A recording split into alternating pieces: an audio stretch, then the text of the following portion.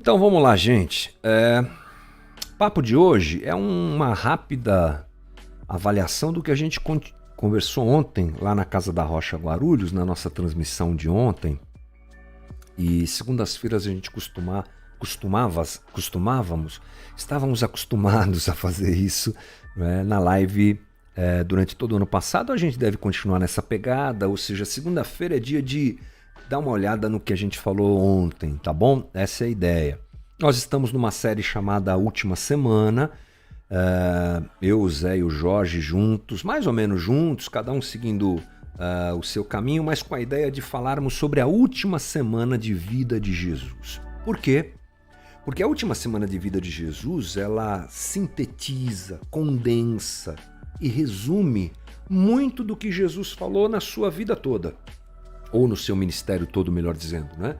É um resumão muito profundo e ele apresenta esses valores dizendo para o povo: olha, eu sou rei, cheguei com o meu reino e no meu reino as coisas funcionam assim.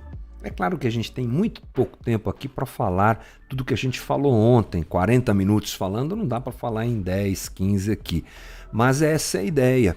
E ontem nós conversamos sobre uma parábola bem interessante, uma parábola triste. Algum dos comentaristas que eu li para preparar essa conversa frisou isso ficou na minha mente. É uma parábola triste. Algumas parábolas de Jesus, elas dão uma volta, assim, elas acabam bem. Por exemplo, a parábola do semeador. O semeador sai semeando, lá em Marcos capítulo 4, ele sai semeando e a semente vai caindo em terra ruim, terra rochosa, dentro do espinho, e assim a parábola vai ganhando um clima assim, tipo, e aí, não vai dar certo, mas no final dá certo. É uma parábola que termina para cima. Essa parábola não termina para cima, ela está em Marcos capítulo 12. Desculpa aí, gente, o vizinho, né, não tem culpa. A gente não tem um estúdio, isso aqui é minha casa, meu escritório, então é o melhor que dá para fazer. Mas essa parábola está em Marcos 12 e ela conta, eu vou resumir, você lê depois, ela conta a história de um senhor que preparou uma vinha e arrendou essa vinha. Os arrendatários da vinha, quando foram cobrados pelo senhor que enviou servos para cobrar, não é? Porque quando a gente arrenda alguma coisa, a gente quer ganhar o lucro daquele arrendamento. Eles mataram os servos. É uma cena bem forte. Todos os servos são mortos por aqueles arrendatários da vinha. Esse é o caminho que Jesus vai apresentando e contando. Interessante que essa vinha, aliás, essa parábola de Jesus, ela está baseada em uma outra parábola que está no Velho Testamento, de Isaías capítulo 6. Também não tenho tempo de ler aqui. Aliás, Isaías 5, não 6, deixa eu ver, 5, de 1 a 6. Lá, na parábola de Isaías, o Senhor cria uma vinha e espera colher, mas a vinha não dá aquilo que ele espera. E diante da negativa da vinha, ele destrói a vinha. A ação do Senhor em Isaías é destruir a vinha. Jesus está contando uma outra parábola baseada nessa. Sabe aquela história que você conta e quando você começa a contar, a pessoa fala assim: ué, mas eu conheço essa história. Tipo assim, imagina se eu chego aqui pra você e diz assim: olha, tinha uma menina, eu vou mudar alguma coisa, mas você vai entender. Uma menina que morava ali no centro da cidade, o nome dela era Bonezinho Vermelho, entendeu? Tipo assim, você sabe que eu tô falando da Chapeuzinho Vermelho e você conhece a história dela. Eu pego aquela história e adapto de alguma maneira. Então você sabe que eu estou falando daquela história, apesar de eu mudar algumas coisas. É o que Jesus está fazendo. Ele está baseando o seu papo, a sua conversa com aquelas pessoas em Isaías 5, mas ele muda um pouco a parábola. Como eu disse, em Isaías, o Senhor é duro. Quando a vinha não produz o que ele quer, ele destrói a vinha. Portanto, quando a gente está lendo a história de Jesus e lembrando de Isaías, diante do fato de que o Senhor envia cobradores àqueles homens, eles machucam, maltratam, violentam e matam aqueles homens, a ideia qual é? Vai ser a mesma solução de Isaías. Eu já sei a história, já sei. Chapeuzinho Vermelho e o lobo, eu já sei como é que é. Não é? Mas não. Na história contada por Jesus, o Senhor da vinha age cheio de graça. E ele manda o seu filho.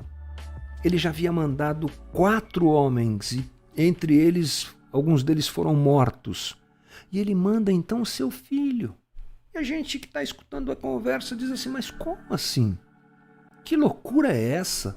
Esse Senhor da vinha, depois do que fizeram a ele, ele ainda manda seu filho. Então, essa parábola, gente, ela é a história de Israel. Ela tem essa direção. Jesus está falando com o povo e com a liderança de Israel que o reino dele chegou e que Israel está fora da vontade de Deus em toda a sua religião, todo o seu jeito de viver, todo o seu formato, tudo está comprometido. Lembra que Jesus entrou no templo? Isso aqui acontece logo depois de Jesus ter entrado em Jerusalém, é a última semana de vida dele.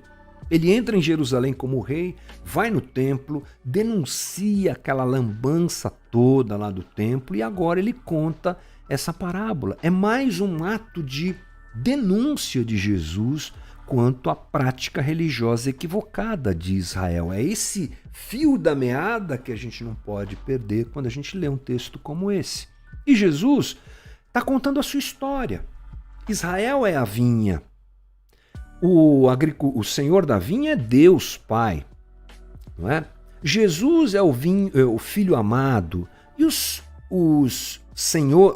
servos do Senhor que foram enviados à vinha antes do Filho são os profetas. E aqueles homens arrendatários da vinha são a liderança de Israel, que matou os profetas, mas que agora Deus enviou o Filho, na expectativa de que eles ouvissem o Filho. Ouçam o Filho, se arrependam, porque essa era a ideia do Senhor da vinha na parábola de Jesus. Que aqueles homens percebessem a nobreza daquele Senhor.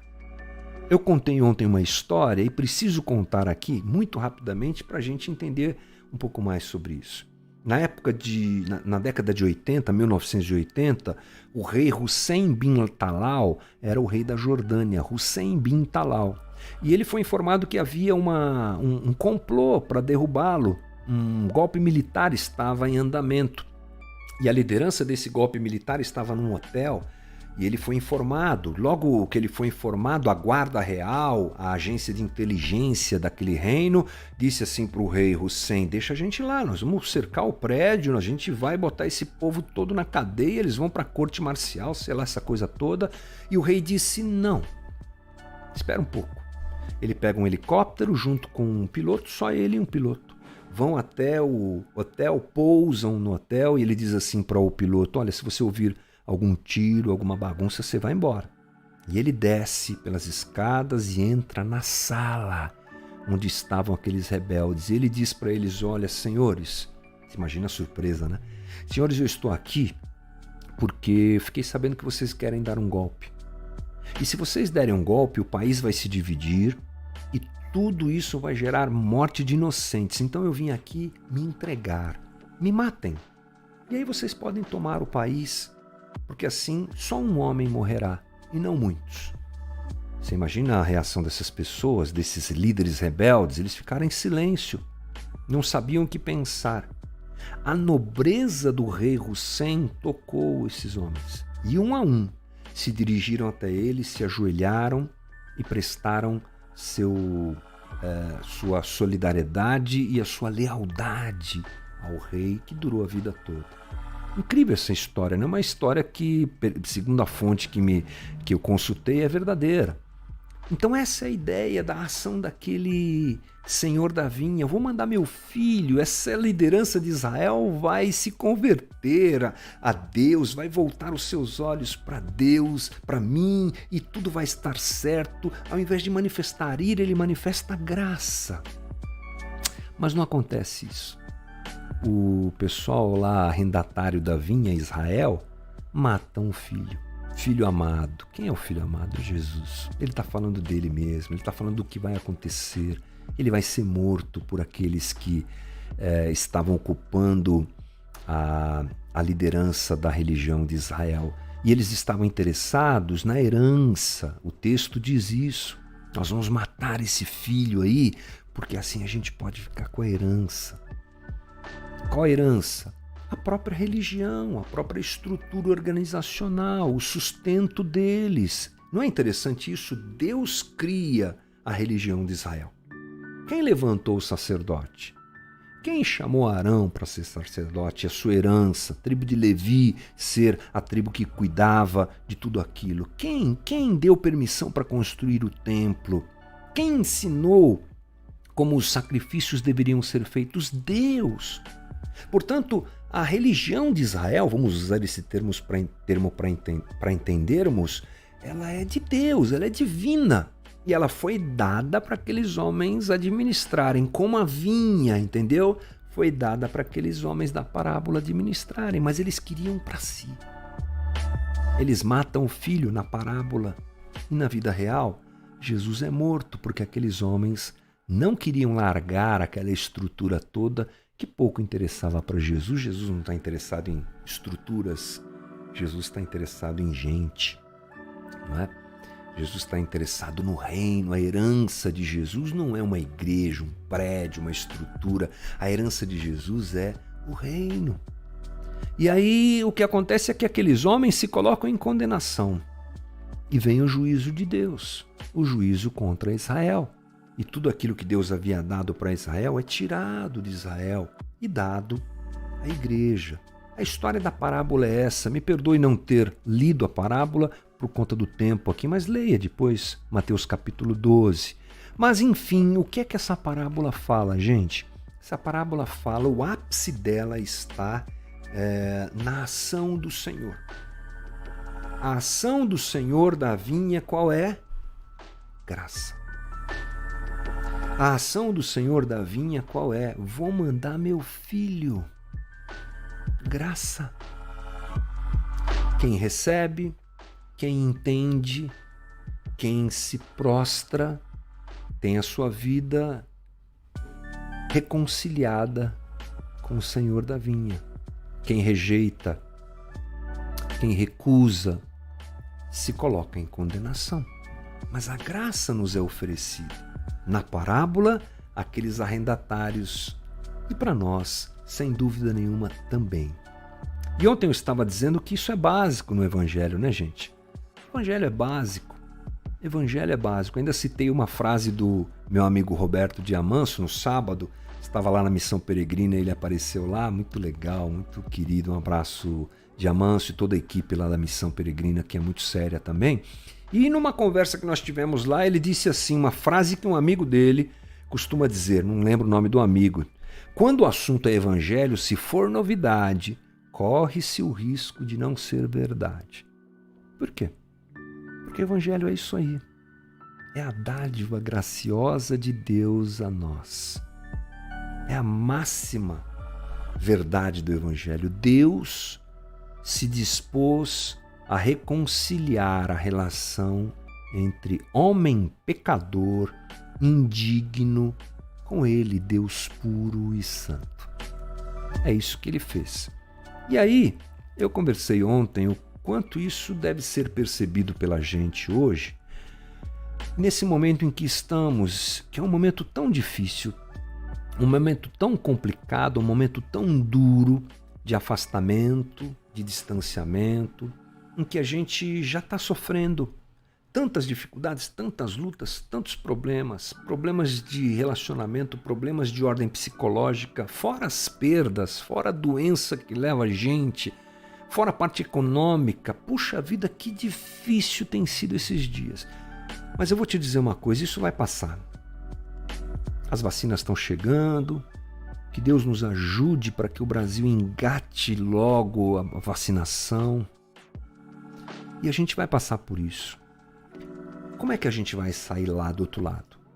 A gente pode sair com marcas de perdas, isso deve acontecer com todos nós, talvez com problemas financeiros, talvez feridos nas nossas relações. Mas uma coisa é que durante a pandemia nós podemos agir como Deus age conosco manifestando graça ao outro, para que o resultado dessa loucura toda que a gente está vivendo seja menor. Deus vem em direção ao homem pecador e oferece a ele a oportunidade de reconciliação. E ele nos ensina a irmos em direção ao outro da mesma maneira. Sabe aquela nobreza que eu falei que o senhor da vinha esperava que o outro percebesse, que os arrendatários da vinha percebessem e por conta disso tivessem seu coração transformado? Então, Jesus não chamou a gente para uma religião. Jesus não chamou a gente para o cristianismo. Jesus nos chamou para segui-lo e sermos como ele. E ele disse lá em João, eu e o Pai somos um. O que você vê o Senhor da vinha fazendo é o Pai e o Filho fazendo, é a Trindade agindo. Jesus nos ensina a irmos em direção do outro graciosamente. Nesse tempo, gente, é tempo de nós nos desarmarmos e irmos em direção ao outro. É tempo de nós manifestarmos essa nobreza, essa segunda chance, terceira chance, 10ª chance. É hora de nós nos preocuparmos em nos preocuparmos e incorporarmos os valores do reino, porque Jesus está dizendo isso, o meu reino é gracioso. A religião é do aproveitamento, a religião é do individualismo, a religião é do apartamento, do distanciamento e de interesse no outro, mas o reino não. Meu reino é o reino da graça, onde todos são bem-vindos e que quem está dentro do reino, que tem o coração como de uma criança, como o próprio Jesus nos ensina, se dirige ao outro em graça. Agora, mais do que nunca, se sempre foi, agora mais do que nunca, é hora da gente se dirigir ao outro, cheio de graça e misericórdia, como ele se dirigiu a nós. E que Deus nos abençoe, tá bom, gente? Que Deus nos dê graça e a gente possa junto incorporar essa realidade e vivermos assim em nome de Jesus.